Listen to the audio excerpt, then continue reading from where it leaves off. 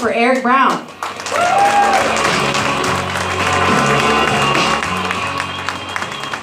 Hi, how are you? Good, good. Thank you guys for coming out to a show. Thank you. A lot of comedians come up on stage and they say thank you. They don't mean it. They're full of shit. I mean it. Thank you guys for coming out. Thank you. Thank you. And thank you. Thank you. I skipped you, but I don't know why. Thank you. Thank you. I'm going to do this to each one of you individually. There are not that many.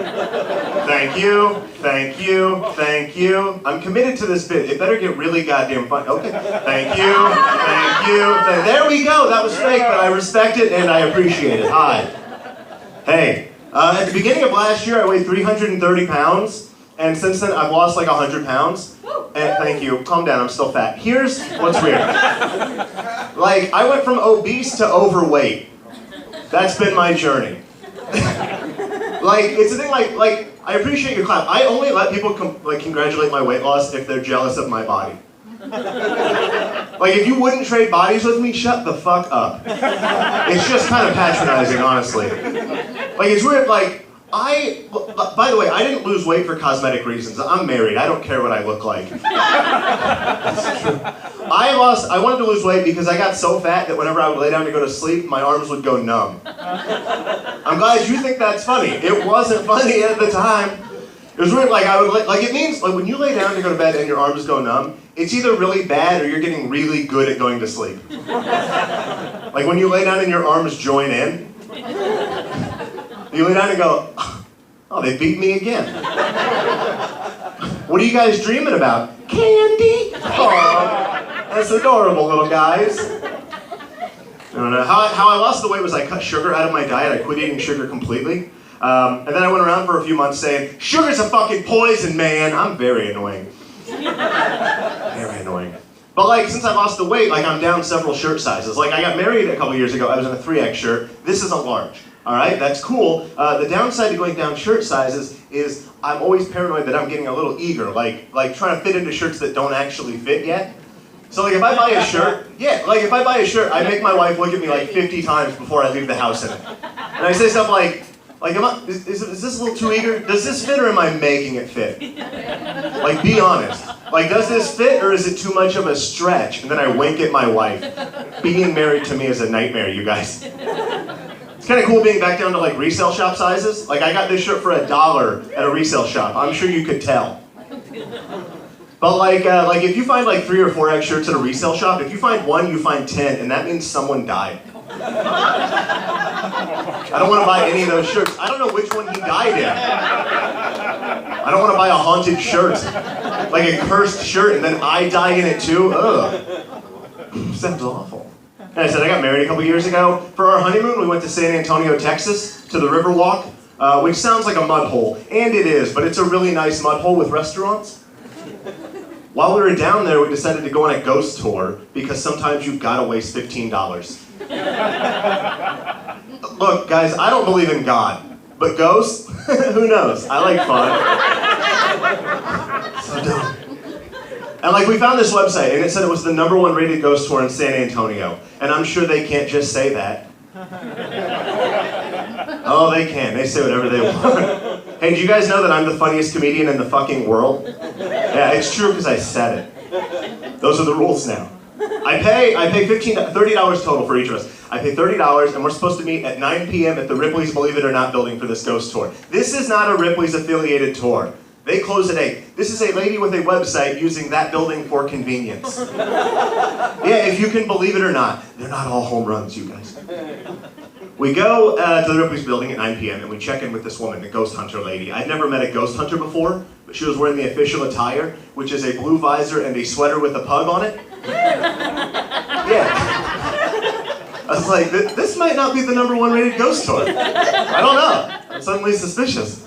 But like she checks my wife and I, she takes our names on her little list to make sure that we paid and we're supposed to be on the tour, because apparently a lot of people were sneaking on this thing. Which in hindsight is a good idea.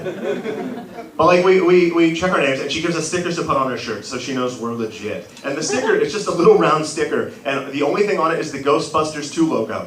It's kind of a nice touch. Although using that image is illegal. That's copyright infringement. This woman is stealing that image and our money. I'm sure of it. We hang out, the tour starts at 9:30, like 20 other thrill seekers show up. We take off on the tour. I don't know if you know this, in San Antonio, Texas, the Ripley's Believe It or Not building is across the street from the Alamo, and we didn't go to the Alamo. Yeah, if you had to take a wild guess where the most ghosts might be in San Antonio, it's the Alamo. It's got to be the Alamo. This is like number 2, number 3 ghost tour at best right now. Like if this tour were the number 1 rated ghost tour, we should have been able to spend like 3 or 4 hours at the Alamo talking to old shitty racist ghosts. Like I assumed they would be racist. Texas ain't great today, so I doubt like 200 years ago you would meet a ghost at the Alamo and he'd be like, it's about time we had a female president. Woo! Like, wow. Weird, a progressive ghost at the Alamo. Who'd have thought? But no, like, like we take off on this tour and it turns into this like unofficial history of San Antonio that I don't believe is accurate. Because this woman would just point at stuff and say things. That's what a tour is. Here's an example though. She pointed to a mall and said, you see that mall? That mall used to be an airplane hangar. Sometimes airplanes crash and then you've got ghosts. I could have told you that. Oh, can I have my money back? Oh God. She pointed to a hotel and she said that hotel used to be a shoe factory and many children died in there before the child labor laws came into effect. I would hope it was before that. She said sometimes at night they said, don't, like, the kid died. She said it, I didn't say it. Like, she said sometimes at night they say you can see disembodied children's ghost limbs floating in the hallway. And she said that like it was scary. Like imagine that this is a smaller, less threatening leg and it's a ghost and my body's not here.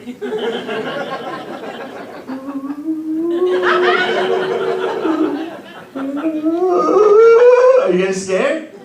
Fucking of course not. A ghost isn't scary when the solution to defeat it is to go, we're good. We're good. Oh no, there's another ghost. Hold on, I got this. We're fine. Eventually she handed out ghost hunting equipment. She handed out these things called divining rods that have been used for centuries to find portals to other worlds. They can find water underground, and they can answer true-false questions incorrectly. Pretty cool. She said, hold it out in front of you and ask it a true-false question. If it goes left, it's true. If it goes right, it's false. And I said, my name is Eric, and it said false. And I was like, what an amazing way to harness the power of the afterlife. Wow. And then she handed out these like heat laser guns, not like a ghost heat laser gun, like a Home Depot laser gun. Like it looked like she got like a $100 Home Depot gift card. It was like, yeah, I could start a business on this. Yeah, I got divining rods and I got a laser gun. She said to take the laser gun and aim it at the ground at 70 degrees, aim it up at a building at 65 degrees. If you see a cold spike go through there, that means a spirit went through, or wind. This tour sucked. Like, eventually by the end of it, it was awful. Don't go on the, look, you guys, if you go to San Antonio, go on the number 2 rated ghost tour. It's gotta be better. It's gotta be better. Like, by the end of the tour, my wife and I were just walking behind the group, and I had this laser gun, and I was bored. I was just aiming it at everyone in front of me's butt. Like, to see who had the warmest butt. And that was worth $15. That was good. That was finally good. Like, I left a review online. I was like, the tour's not much, but the laser gun on butts is really funny. Worth the money. Like I said, we saw the Alamo whenever we were at Ripley's. I went to a public school in Illinois. I did not know that the Alamo was in San Antonio. Don't judge me. I saw it from across the street that night, and this is the dumbest thing in the world, but I saw it, and I said to my wife, hey, is that the Alamo? I remember that. Bad joke. Bad joke. But they had good PR in 1836. That's the one fact I learned about the Alamo, 1836. The next day we went to the Alamo because I was curious. If you haven't been, don't go. It sucks. Here's what it is. If you want to know what it's like, look it up on Google Street View. You've seen the outside. Okay, cool. Now go to a partially finished basement and really examine it. That's the Alamo. Invite your grandparents over to stand in the way and smell funny. You're in the Alamo. Hey, wow. I just saved you guys a lot of trouble. Well, like while we were at the Alamo, we went to the gift shop. Not for me, I'm not a hypocrite. I wanted to get my dad something because he likes cowboy western stuff, right? I wanted to get him something, like I found these commemorative plates in the gift shop. They were $8 down from $13. And I was like, oh, I'll get him this. This will make up for the thousands he gave us for the wedding. And so I bought it for him because I knew he'd hang it up in that country western room at his house, right? And I call that room his shrine to Louis L'Amour. Which, if you know who Louis L'Amour is, congratulations, you have or are a grandfather. If you don't know who he was, he wrote like a bunch of Western pulp fiction novels, which is a fancy way of saying he wrote cowboy trash. And my dad loves them all. He'll like try to get me to read them. He's like, have you read a Louis L'Amour book? And I'm like, no, they suck. And he's like, how do you know? And I'm like, I just like making fun of who you are, Dad. And he'll try to entice me. He's like, no, they're good. They're like you're right there in the Wild West. And I'm like, wait, you want me to read a book about something more boring than reading a book? Nothing? All right. Big Louis L'Amour crowd. All right, wow, okay, I get it. But no, like, he'll try to entice me. He's like, no, they're good. It's like, you're right there. There the cowboy was on the sun-baked landscape. Bullet hole through his guts. Blood on his hands. That's where he knew he'd die. He thought of his wife, woman, and his daughter, little woman. You want to read one yet? No. He's like, do you at least watch some Western films? And I'm like, the only Westerns I'll watch have to be emotionally charged with gay sex in them. And he's like, no. Have you seen Unforgiven? And I'm like, what's that about? God turning his back on two men who did nothing wrong? That's like a little better joke than some of you acted, I think. I don't know. Like I said, I got married, and it's weird. Whenever you get married, getting married is kind of scary, but I think the proposal is way scarier. Because if you get someone to agree to marry you, then you invite all your friends and family out, and even if one of you doesn't want to do it anymore, you're probably gonna, because it's weird if you don't. But a proposal, it's just you and another person in private, and you can say, I love you and you're my best friend and I'd like to spend my whole life with you. And they can say, oh, no thanks. And that's just yours now. Oh man. Like, that's why I think people propose in big packed restaurants. Because you take it's a big scene, oh, we're married, baby! And people are looking, and she kind of has to say yes, unless she's like, oh, it's weird, you know? Like, you don't have to say yes. All right, listen, I'm saying this. You want to plan a big proposal. You want to do a big proposal so that she's more likely to say yes. I want to do a huge, impressive proposal because I wasn't sure my wife would say yes. Couple options. First thing you can do is go to where you had your first date. All right, that's nice. My wife and I can't do that. We saw Hannibal Buress for $10 at a vegan coffee shop. Not gonna happen again. He's way too famous. Second option, go to where you had your first kiss. My wife and I had our first kiss on the porch of a trailer her friend no longer lives in. I can't go back to that trailer and be like, come on, baby, let's go. And she's like, no, she doesn't live here anymore. I'm like, no, trust me. Come on. Go up to the trailer deck.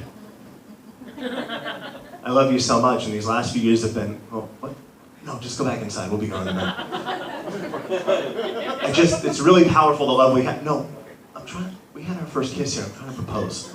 Yeah, I guess that is kind of sad. Will you fuck off? I love you so. Fucking call the cops then. Will you marry me? That's what would have happened. Can't do that. Can't do that. I finally caved under the pressure of the perfect proposal, and what I did is my wife was asleep one morning at like 10 a.m., and I woke her up and I said, hey baby, will you marry me? And she went, what? Yeah, huh? And then I put it on Facebook immediately. I didn't want her to wake up a little bit more and change her mind. Be like, what the fuck did he trick me into? Like, you can't go from engaged to it's complicated inside of an hour. Not if you're older than 25.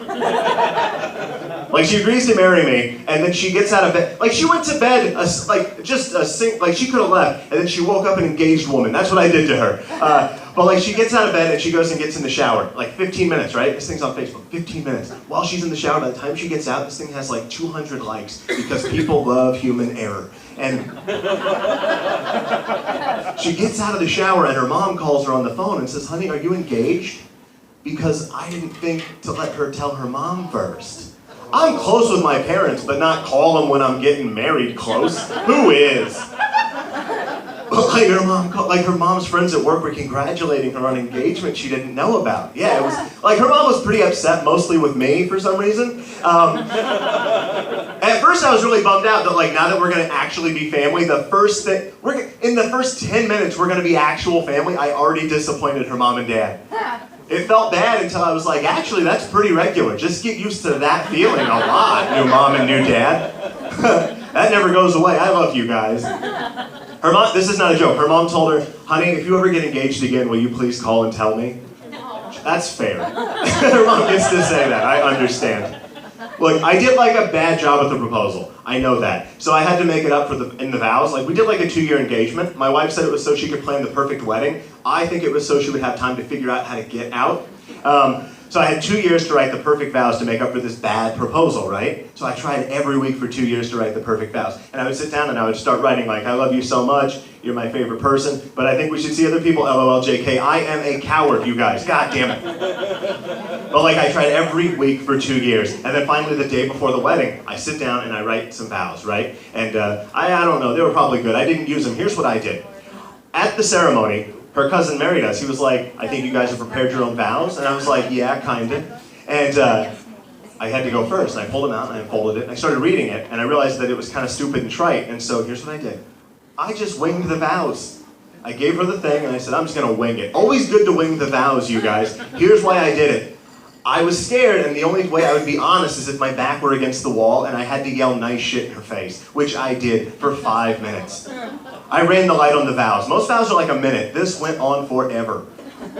I blacked out. I don't know what I said. I remember several times going, I just love you a lot, okay? They were good vows. Like, a lot of our family and friends were crying, and some of them were laughing. I killed at the vows. I had so many laughs in the vows. It was wild.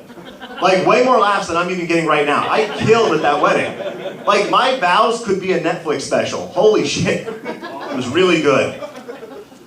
But like, yeah, I yell vows in her face for a while. Every little girl's dream to grow up and have a fat man yell in her face on her wedding day, really. I have a son, he's gonna be 9 this year. Fuck, it's weird. He's getting older, which is the worst thing he's done to me since he was born. It's crazy, like a few weeks ago, I was putting him into bed, and I was gonna climb into bed and cuddle with him, right? Because every night when I put him to bed, I cuddle with him for about 10 minutes, and we talk about our day. There's no punchline, it's just nice time together, right? And I went to climb into bed with him, and he goes, no, Dad, I think I just want to go to sleep alone tonight. And I was like, oh, is everything okay? And he said, yeah. And I was like, you don't want to cuddle? Do you not like it? And he said, no, I still like it. I'm just getting too old for that, Dad. He broke up with me. And I got weird really, really fast. Because I was like, you don't outgrow loving your dad.